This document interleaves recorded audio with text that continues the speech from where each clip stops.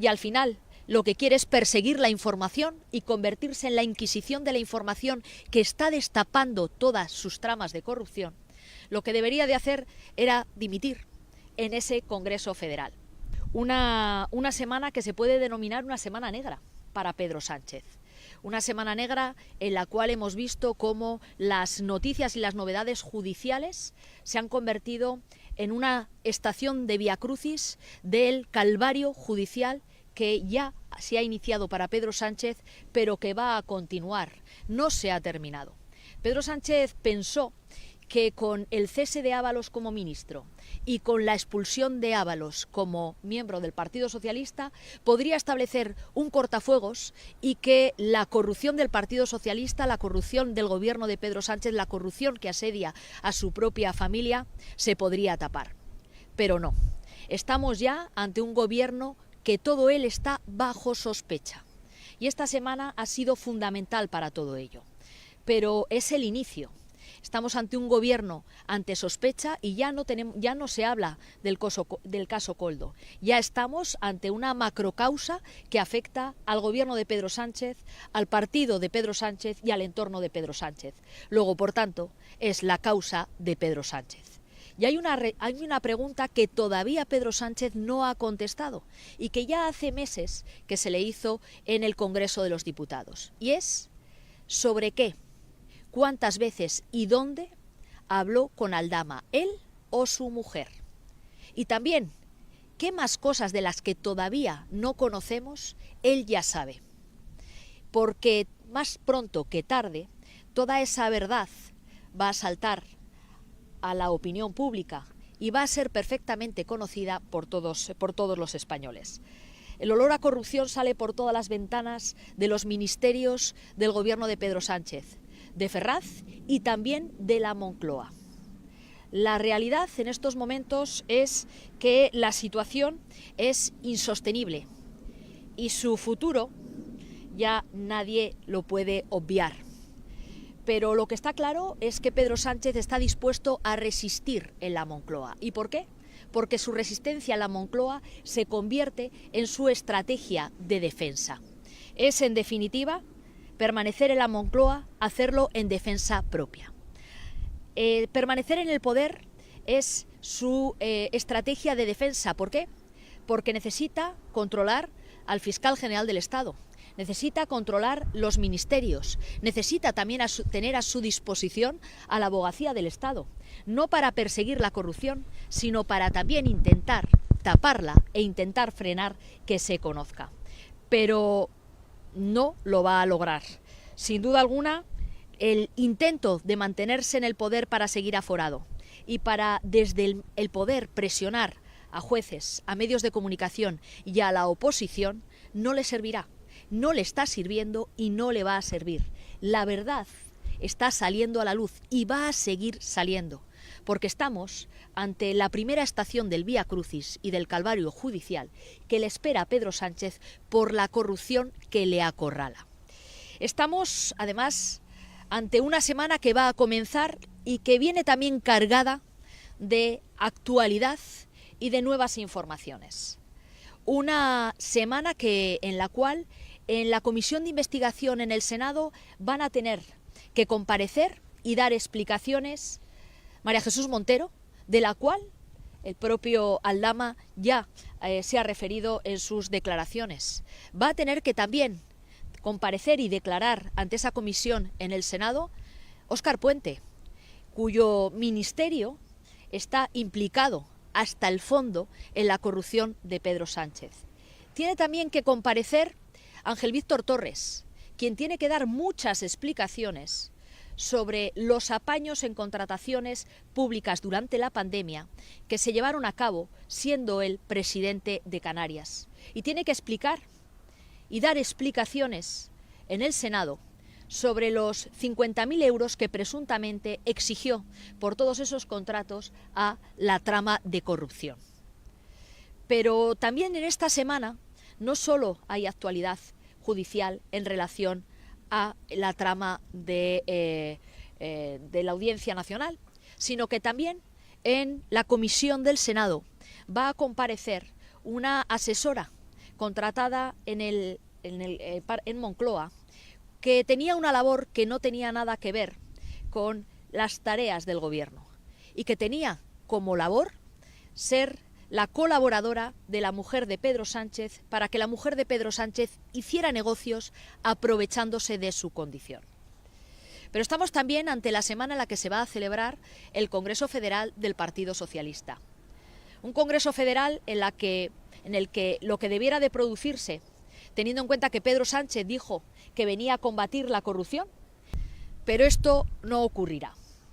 Vamos a ver y vivir la próxima semana un Congreso Federal donde, lejos de producirse una purga de los corruptos, lo que se va a producir es la purga de los críticos, es decir, de todos aquellos que denuncian la actitud del sanchismo.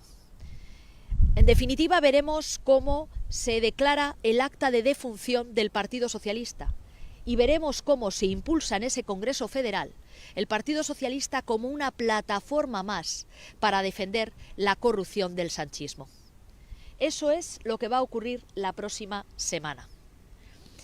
Estamos además ante una estrategia de defensa que ha llevado al Partido Socialista desde el jueves a decir que todo esto es mentira, que lo que dice un presunto delincuente es mentira, que no puede ser verdad. Pues debe de ser el primer presunto delincuente al que el gobierno de Pedro Sánchez no cree, porque estamos ante un gobierno que se ha dedicado, uno, a no solo a avalar las posiciones de presuntos delincuentes, sino a indultar a delincuentes, que se apoya en condenados por terrorismo. Es sorprendente. Este debe de ser el único presunto delincuente al que no están en disposición de quererlo creer. Pero este no es un cualquiera. Estamos hablando de Aldama. Aldama era un señor que andaba como Pedro por su casa por los ministerios del gobierno de Pedro Sánchez. Estamos hablando de un señor que no solo participaba en las celebraciones de los cumpleaños de dirigentes del Partido Socialista, sino que se encargaba además de organizarlos. Estamos hablando de un señor que viajó con la mujer del presidente del gobierno nada más y nada menos que a Rusia. Estamos hablando de un señor al que de la mano del gobierno de Pedro Sánchez se le convirtió en interlocutor en política internacional, que se sentaba en las mesas de los ministerios de la mano del gobierno. Estamos hablando, en definitiva, de un señor que trató con todos ellos, que era uno más del equipo de Pedro Sánchez y que evidentemente, las investigaciones periodísticas, las investigaciones de los cuerpos y fuerzas de seguridad del Estado y las investigaciones también judiciales ya están demostrando que no mintió. Pero hay algo claro, y es que era uno más, porque campaba a sus anchas por los ministerios, acudía a los actos políticos del Partido Socialista ocupando lugares destacados, viajaba con la mujer del presidente del gobierno y le dieron carta de naturaleza para poder hablar en nombre del gobierno de España con dirigentes de otros países, en este caso iberoamericanos.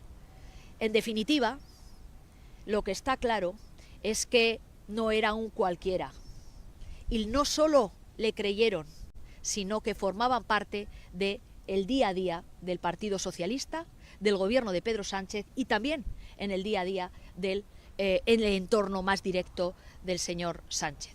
Un señor Sánchez que dijo que a los investigados no hay que creerlos.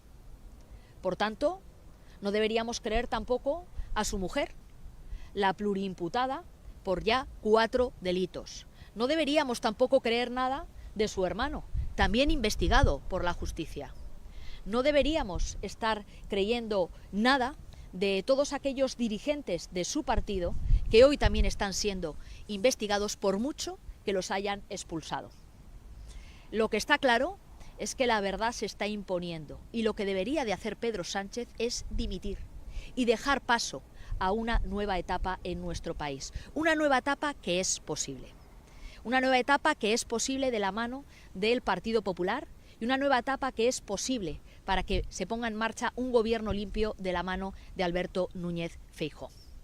En la estrategia, además de defensa de Pedro Sánchez y del Partido Socialista, han decidido impulsar una querella contra Aldama. Pero qué curioso, porque la señora Ribera, que la próxima semana será previsiblemente elegida comisaria, que ha sido directamente señalada también por el señor Aldama, no ha interpuesto ninguna querella. ¿Por qué lo hace? Porque ella sí sabe y sí considera que Aldama ha dicho la verdad y no quiere mentir, o porque no quiere verse implicada en una querella colectiva en la cual están miembros del gobierno que van a tener que desfilar muy pronto por juzgados. La señora Ribera no quiere mancharse con la corrupción del gobierno de Pedro Sánchez, del que aún forma parte, no quiere mancharse con la corrupción del Partido Socialista, de la que es miembro, no quiere mancharse con la corrupción del entorno más directo de Pedro Sánchez, del que ella también comparte la buena relación.